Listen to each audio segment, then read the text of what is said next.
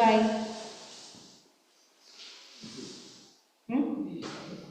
वही देवेंद्र भाई?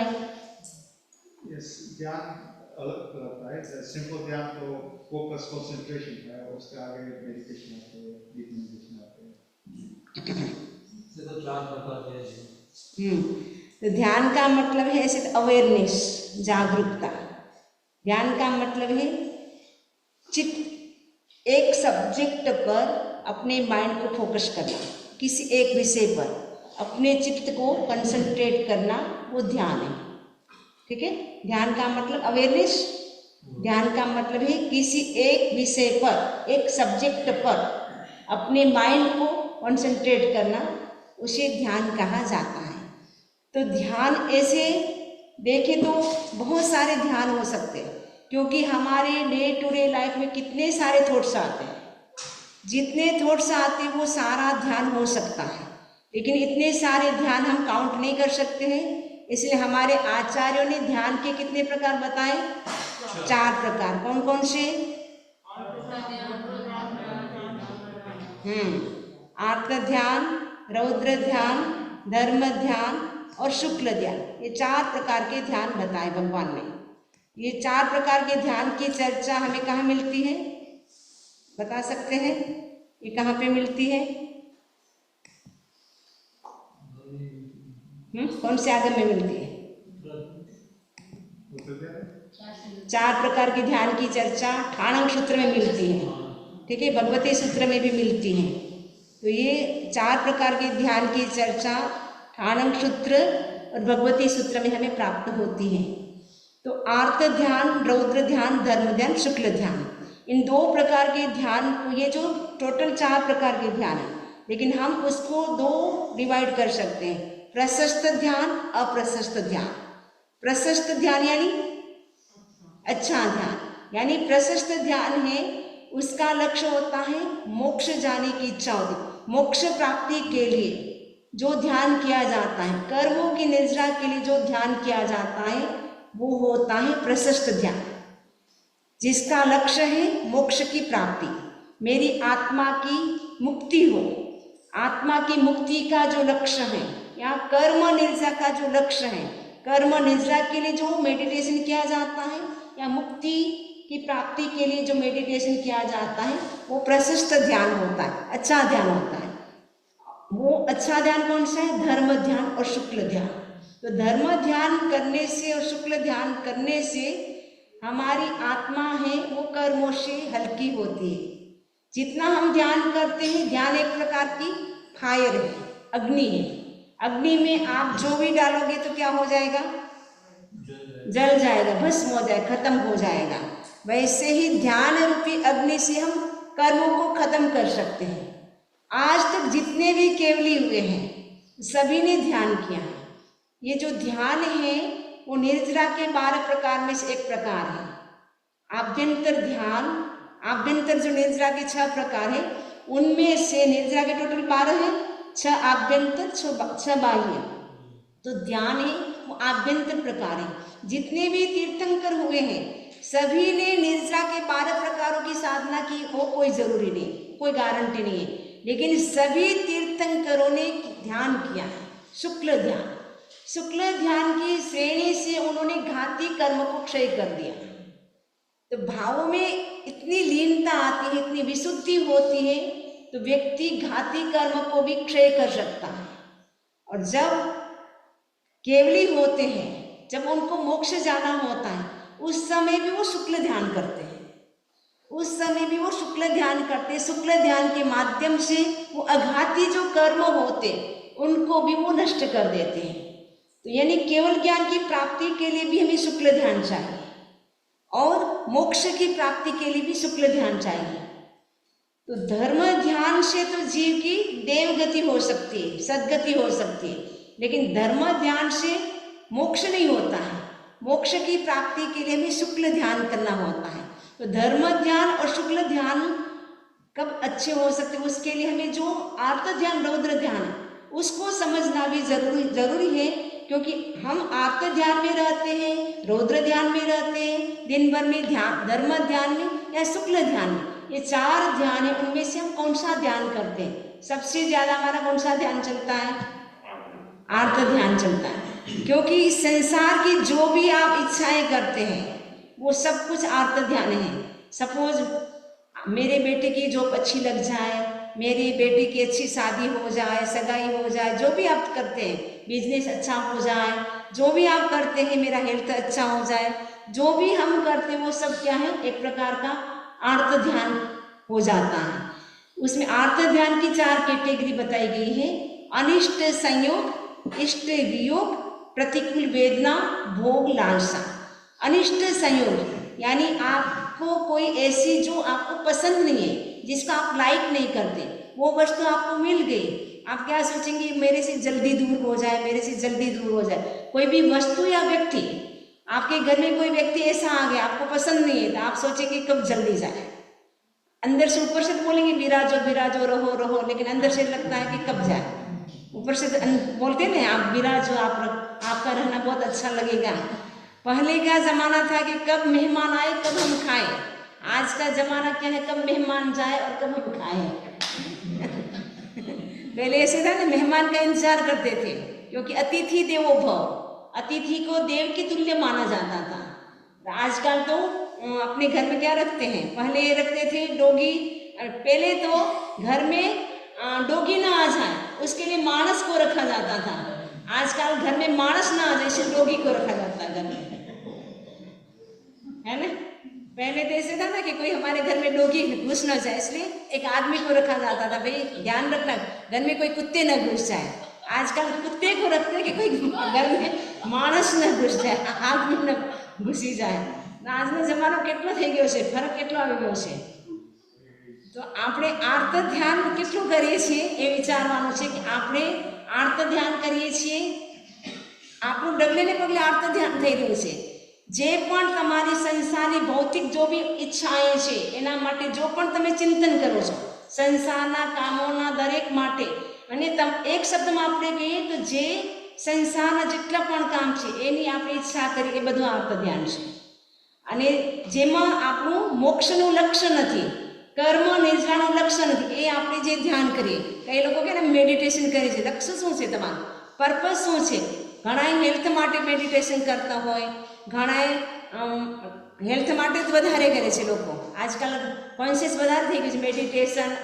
આજનો દિવસ પણ છે ગ્લોબલ મેડિટેશન ડે છે, તો ગ્લોબલ મેડિટેશન ડે છે તો કેટલા એવા માણસો હશે જેનું લક્ષ્ય હશે કે અમે આત્મા માટે ધ્યાન કરીએ છીએ, મારું લક્ષ્ય શું છે? કર્મ નિર્જરા, મોક્ષ પ્રાપ્તિ માટે લોકો ઓછું ધ્યાન કરે છે, हेल्थ माटे વધારે ध्यान करे छे, हेल्थ के लिए ज़्यादा ध्यान करते हैं कि हमारा हेल्थ कैसे अच्छा रह सकता है, हमारे थॉट्स हैं वो अच्छे रह सकते हैं।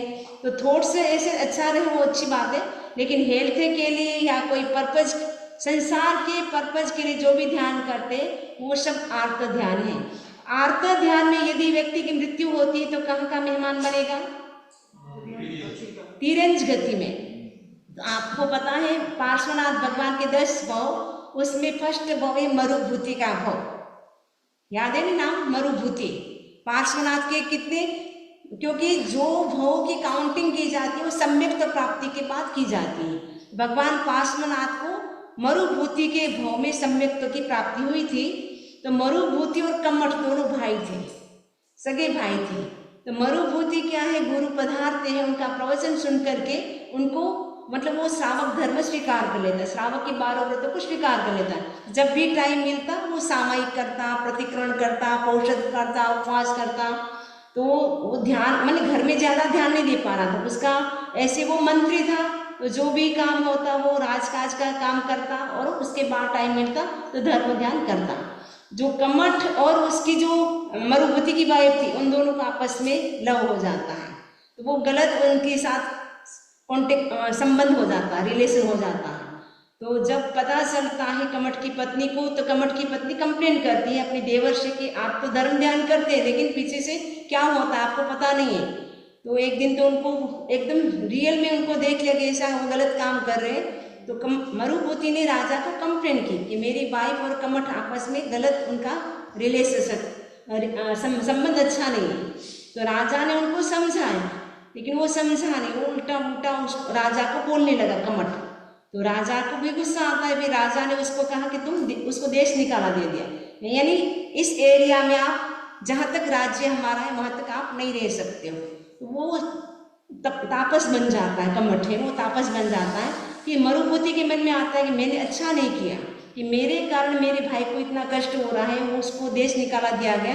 वो क्षमा याचना करने के लिए जाता है मरुभूति, जो पार्श्वनाथ भगवान का जीव है मरुभूति, उस समय वो ब्राह्मण था। मरुभूति क्षमा याचना करने के लिए जाता है। तो क्षमा याचना करने के लिए भाई से ऐसे नीचे बंधन करता है, क्षमा याचना, मुझे क्षमा कर दो, मेरे मन में वैसे कोई भाव नहीं था देश निकाला देना, पर राजा ने ऐसे कर दिया तो आप मुझे क्षमा कर दो। तो उसको तो इतना गुस्सा भयंकर आता है, उसने इतना बड़ा जो स्टोन था, पत्थर शिला, उसके सिर के ऊपर डाल दी। उसी समय उसकी मृत्यु हो जाती है। मन में भाई के प्रति लगता है अरे मैं तो क्षमा याचना करने के लिए आया था, भाई ने मेरे साथ ऐसा व्यवहार किया। थोड़ा उनके मन में दूसरा विचार आ जाता है, आर्त ध्यान थोड़ा हो जाता है। आर्त ध्यान के कारण मर करके हाथी बन जाता है मरुभूति, पार्श्वनाथ भगवान का जीव हाथी बन जाता है। थोड़ा सा आर्त ध्यान हुआ कि मैं तो क्षमा याचना करने के लिए आया था, मेरा भाई मेरे प्रति इतना गुस्सा कर रहा है, तो इतनी बड़ी मेरे पे शिला डाल दी। तो उसके मन में थोड़ा विचार आ जाता है कि मेरे को कितना भयंकर पेन हो गया, अब मैं बच नहीं सकता हूँ, कि मेरा भाई कैसा है, इतना तो थोड़ा ध्यान रखना चाहिए। मैं तो क्षमा याचना मांग रहा हूँ, मेरे साथ अच्छा व्यवहार नहीं करा, बिहेवियर मेरा उसका मेरे साथ अच्छा नहीं है। तो मुझे थोड़ा सा आत्म ध्यान किया, उससे भी वो मर करके क्या बन जाता है, हाथी बन जाता है। यानी कहने का मतलब है आत्म ध्यान में यदि आयुष्य का बंध होता है तो तिरंज गति मिलती है। आत्म ध्यान, क्योंकि 24 घंटे में आयुष्य का बंध कभी भी हो सकता है। तो जिस समय आत्म ध्यान हमारा चल रहा है कि हमारे से कोई अच्छी वस्तु थी वो खत्म हो गई या नष्ट हो गई या चली गई, उसके बारे में चिंतन करते रहना, उसके बारे में चिंतन करते रहना, वो आर्त ध्यान है। वैसे ही इष्ट वियोग, एक तो अनिष्ट का संयोग हो गया तो कब दूर हो उसके लिए चिंतन करना। एक अच्छी वस्तु है हमारे पास लेकिन वो चली गई हमारे से, या प्रिय व्यक्ति या प्रिय वस्तु कोई भी वो चली जाती, उसके बारे में चिंतन करना, वो आर्त ध्यान है। प्रतिकूल वेदना, यानी शरीर में ऐसी कोई बीमारी आ गई तो ये बीमारी कब दूर हो, मेरा हेल्थ कब अच्छा हो सकता है, कैसे डॉक्टर को दिखाए, वही चिंतन प्लानिंग वही चलती रहती है। वो भी एक प्रकार का क्या है, आर्त ध्यान है। भोग लालसा, यानी पांचों इंद्रियों के जो विषय हैं वो हमें प्राप्त हो, यानी कानों से अच्छे शब्द को सुनूं, आंखों से अच्छे पिक्चर देखूं, तो वो पांचों इंद्रियों के विषय जो है वो मुझे मिले, उसी की चिंता करता रहता, उसी के बारे में सोचता रहता है, वो एक प्रकार का क्या है, आर्त ध्यान है। आर्त ध्यान में हमारी मृत्यु होती है तो श्योर तिरंज गति में होती है, या परिवार के प्रति, फैमिली के प्रति या बिजनेस के प्रति हमारा अटैचमेंट होता है, उससे भी तिरंज गति में जा सकते हैं। जैसे नंदन मणियारा का नाम आपने सुना होगा, नंदन मणियारा नाम सुना, ज्ञाता सूत्र में आती है एक स्टोरी उनकी। तो नंदन मणियारा पहले तो श्रावक था, लेकिन बाद में उनको कोई साधु साध्वी का योग नहीं मिला, तो बाद में वो मिथ्यात्व बन जाता है, दूसरों के संपर्क में आ जाता है। इसलिए बोलते हैं साधु साध्वी जी, समणी जी का होना जरूरी है।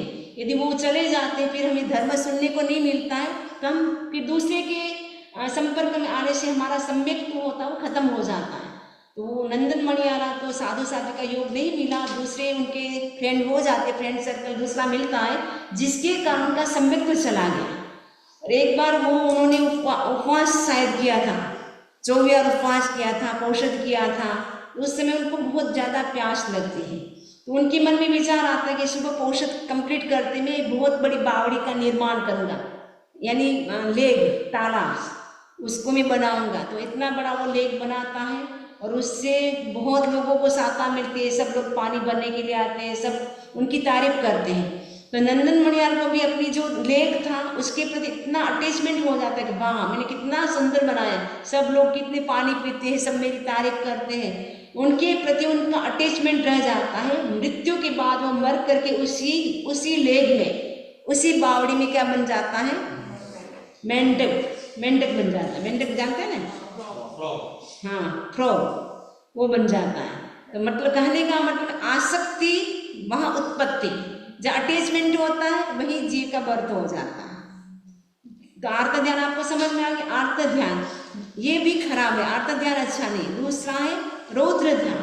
रौद्र ध्यान में क्या होता है? रौद्र यानी क्रूरता।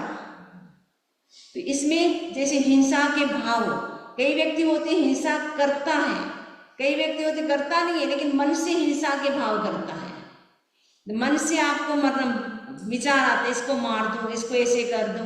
हिंसा के भाव भी यदि हमारे चल रहे हैं, उस समय भी आवश्यक का बंद हो जाए तो हम नरक में जा सकते हैं। रौद्र ध्यान वाला नरक में, आर्त ध्यान वाला अगर है तो तिरंज गति में। यानी आर्त ध्यान में आवश्यक का बंद हो रहा है तो तिरंज गति में, रौद्र ध्यान में आवश्यक का बंद हो रहा है तो नरक गति में। तो हिंसा के जब भाव चलते हो या झूठ बोलने की प्लानिंग चल रही है, कोई मिस्टेक होगी तो आप उस झूठ बोलने की प्लानिंग करेंगे नहीं, पहले वो मुझे बॉस पूछेंगे आपने ऐसा किया, नहीं मैंने तो ऐसा नहीं किया, नहीं मैंने तो ऐसा। एक झूठ को छुपाने के लिए हमें क्या करना पड़ता है? 100 झूठ बोलने पड़ते हैं।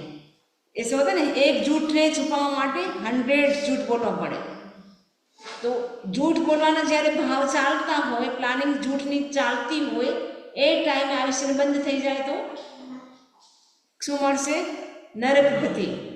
चोरी करने का भाव, वैसे प्राप्त की सुरक्षा, आपके पास जो भी मनी है, फैसिलिटी के साधन है, वो सुरक्षित कैसे रह सकते हैं उसका भी भाव आपके चल रहे हैं। जैसे मम्मन शेठ था, मम्मन शेठ ने कोई नॉनवेज नहीं खाया था, मम्मन शेठ ने कोई चोरी भी नहीं की थी, कोई अब्रह्मचर्य का सेवन भी नहीं किया था। मम्मन शेठ के मन में क्या भाव थे? जो बैल की जोड़ी बनानी है उसके लिए वो सुरक्षा करता अपने धन की, किसी को कुछ नहीं देता, खुद भी नहीं खाता था। खुद क्या खाता था? तेल और चना। चना होता ना, चना, चना चोरा चोरा चोरा क्या चना चना चना અને તેલ લુખો એ જ ખાધું, બીજું કશું નતો ખાતો। અને કપડાં શું પૂરા નતા પહેરતા, એક ખાલી લંગોટી પહેરતો હતો। એટલા બધા પૈસા હતા છતાંય પણ પોતાના માટે પણ ઉપયોગ ન કર્યો, બીજાને પણ ન વાપરવા દીધો। એટલી બધી આસક્તિ, એટલું બધું અટેચમેન્ટ હતું अपनी પોતાનું जो ધન હતું એના પ્રત્યે એટલું અટેચમેન્ટ હતું તે મરીને 7મી નરકમાં જાય છે। મામણ શેઠ मृत्यु के बाद कहाँ जाता है? 7वीं नरक में जाता है। क्या था? उसने कुछ नहीं, अपन बोलते नरक में जाने के 4 कारण हैं, पंचेंद्रिय, मांसाहार, महाआरम, महापरिग्रह। तो महापरिग्रह जो उसके प्रति जो परिग्रह था उसके प्रति अटैचमेंट था।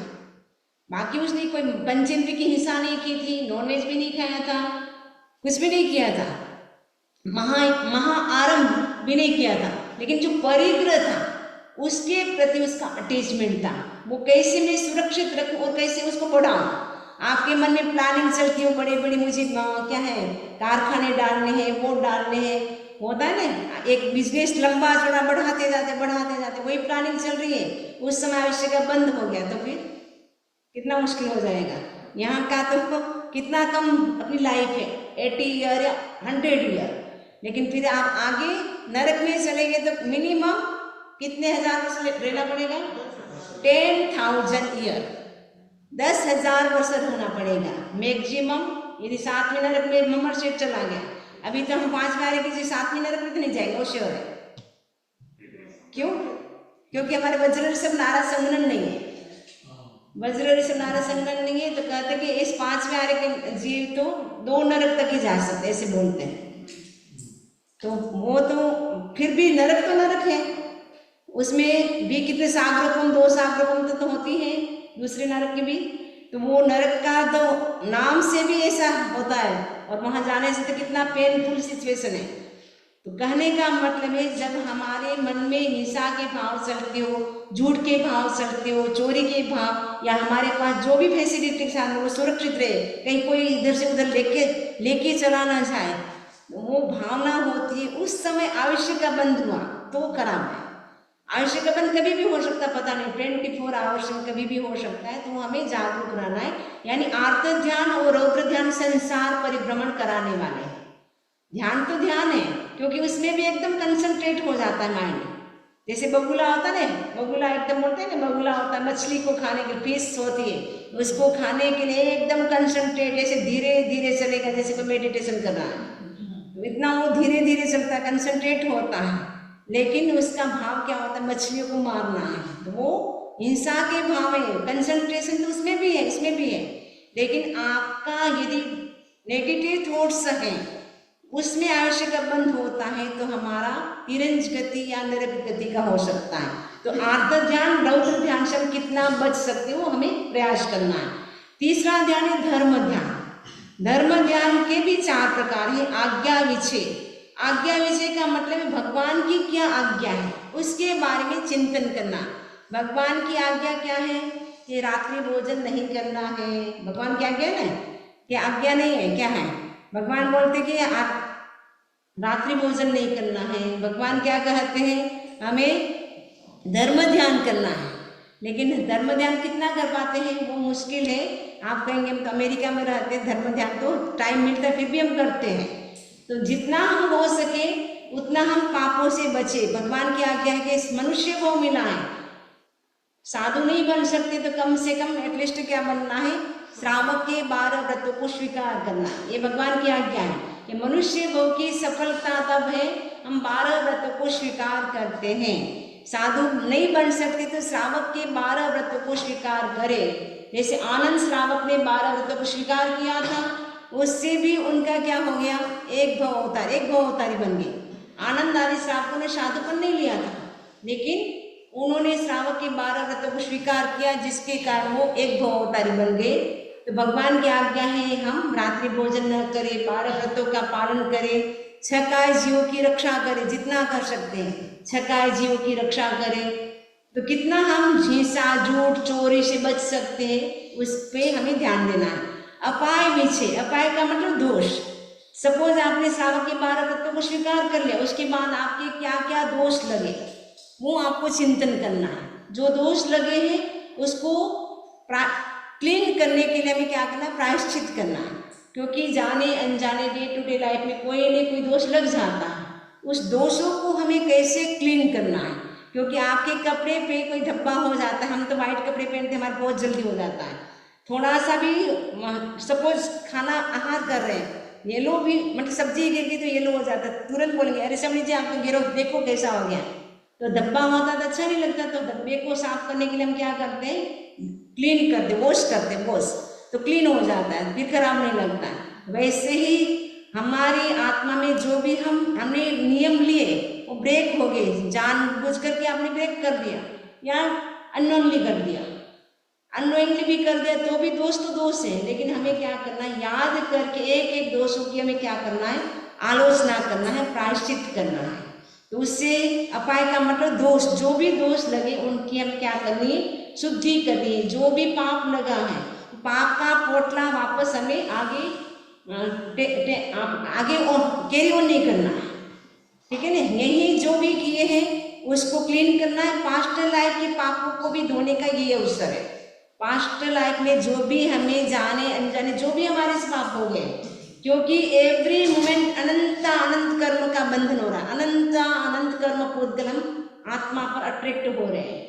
तो उसको हमें क्या करना है, क्लीन करने के लिए अपने दोषों को देखें, क्या क्या हमारे दिन भर में हमने क्या क्या दोषों को सेवन किया। जो 18 पाप हैं उनमें से कौन कौन से पापों का हमने सेवन किया है और उनसे हम कैसे बच सकते हैं उसका चिंतन करना है।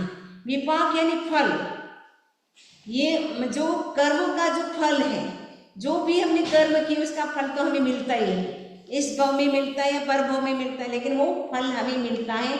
जो भी हम कर्म करते हैं उसको भोगना ही पड़ता है। तो आपको जो भी कर्मों का फल मिला है, अभी हमें मनुष्य भोग मिला है, तो मनुष्य भोग एक प्रकार का पनिशमेंट है। पापों का फल भोगने के लिए व्यक्ति नरक में जाता है, पुण्य का फल भोगने के लिए व्यक्ति स्वर्ग में जाता है। हमने पुण्य और पाप दोनों किए इसलिए हम मनुष्य भोग में आए, लेकिन मनुष्य भोग उत्तम है, क्योंकि मनुष्य भोग की इच्छा तो देवता भी करते हैं कि कब मनुष्य भोग मिले, कब हम धर्म ध्यान करें। तो हमें क्या करना है, अपने कर्मों के फल का चिंतन करना है कि हम कौन कौन से कर्म करते हैं, ठीक है। हाँ,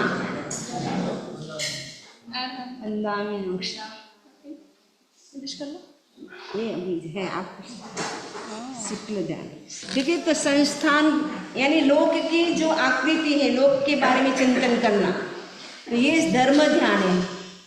तो वर्तमान समय में कहते हैं कि धर्म ध्यान तो हम कर सकते हैं, शुक्ल ध्यान वर्तमान समय में विच्छेद हुआ है शुक्ल ध्यान का।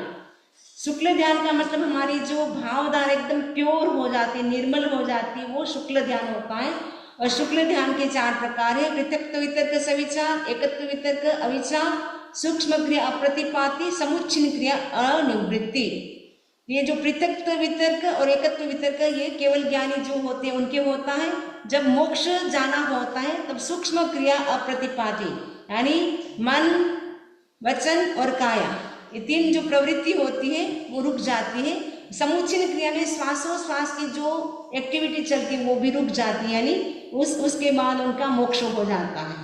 ये शुक्ल ध्यान के माध्यम से हम घाती कर्म को भी खत्म कर सकते हैं, अघाती कर्म को भी खत्म कर सकते हैं। शुक्ल ध्यान ही मोक्ष का कारण है, धर्म ध्यान देवगति का कारण है, रौद्र ध्यान नरक गति का कारण है, आर्त ध्यान है वो तिरंज गति का कारण है। तो इस बोल की चर्चा में ये बताया गया है कि जीव धर्म ध्यान करे, शुक्ल ध्यान करे तो जीव जल्दी मोक्ष जा सकता है। यदि हमें जल्दी मोक्ष जाना है हम अधिक से अधिक धर्म ध्यान में रहे, शुक्ल